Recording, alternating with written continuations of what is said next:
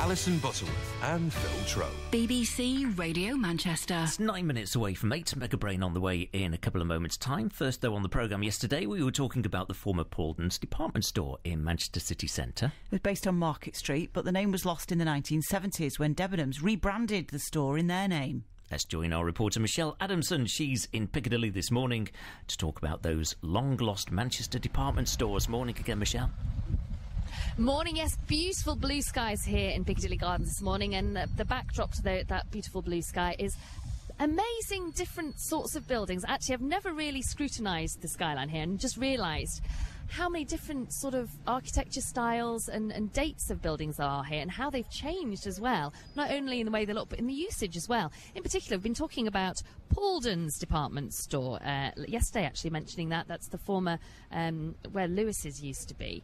Now, in terms of how things have changed over the years, there have been quite a few changes. Tell us a little bit more is Aidan O'Rourke, who's a photographer, a local writer, and he runs photography walks through Manchester city centre. Now, we were just scanning the skyline here this morning, and things have changed, haven't they, over the years? And some of them quite recently, some are a little bit long. The people will remember stuff that wasn't here, used to be here, isn't now.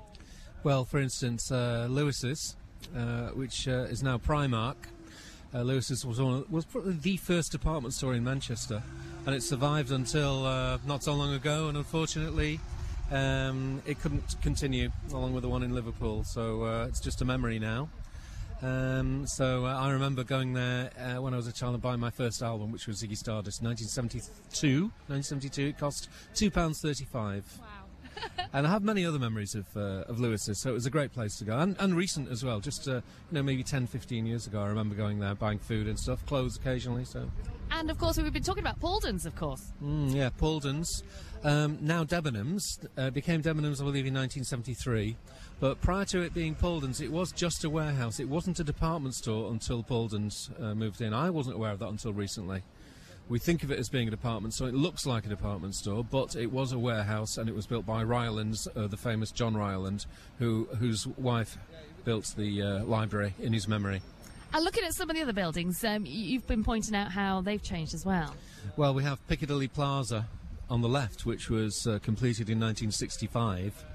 But one notable change is the disappearance of Bernard House, which was the building on the far end, on the Mosley Street end, which had a distinctive, and I've written it down here, hyperbolic paraboloid roof. Wow, that sounds impressive.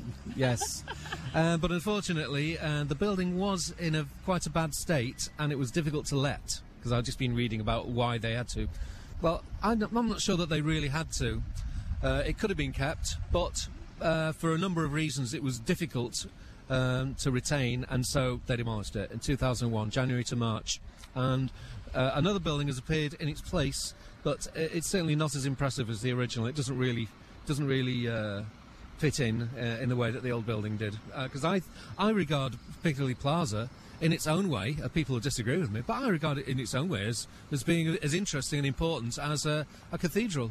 Now, you wouldn't knock down part of a cathedral and stick up a sort of something off a trading estate, okay. would you? No, right, all right.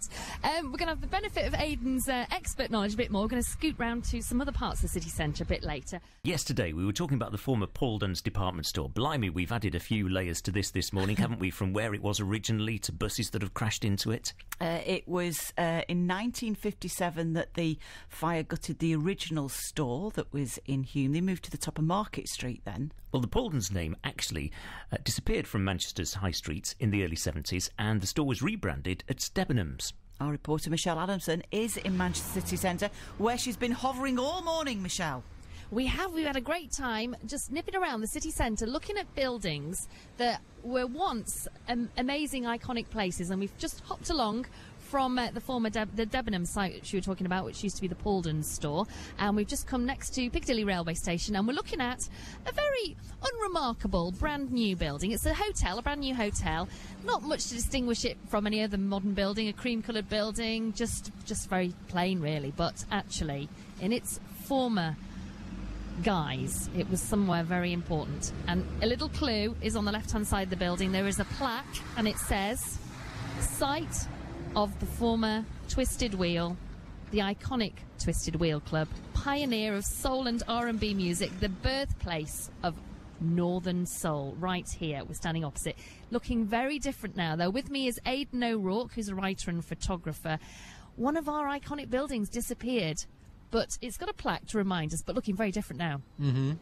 Well, if it was so iconic, why did it disappear? Well, the buildings were rather run down. They were kind of slightly quirky Victorian-looking buildings.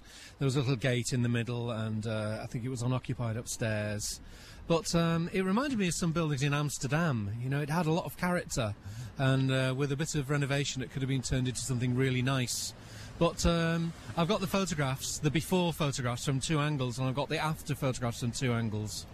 And I just wish the old building was there, and in the future, when the old fire station, which is behind us, when that, as I'm sure it will very soon, be restored, that old building just across the street, the site of the Twisted Wheel Club, could have been a really nice place to complement the old fire station. But, as I say, we have a modern hotel.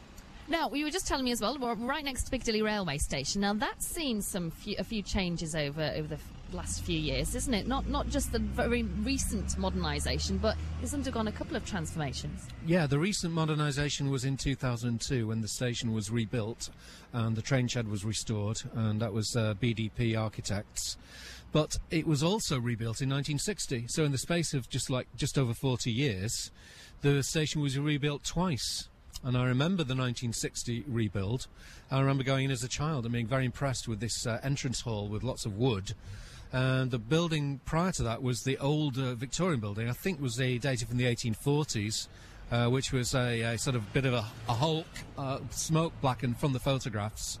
And that was demolished. Half of it was demolished first. You had one half of the old building with the new tower, and then that old half was demolished, and then they built the new concourse. But then all that was swept away again 42 years later. Wow, I wonder how many people remember that, the first transformation back in the 1960s of Piccadilly railway station, which what used to be London Road railway station. Fascinating stuff, and thanks to Aidan, who's been with Michelle in Manchester City Centre, photographer, just talking about the iconic buildings that we're proud to have. The phones have been alight all morning, and it is a subject I think we're going to return to tomorrow.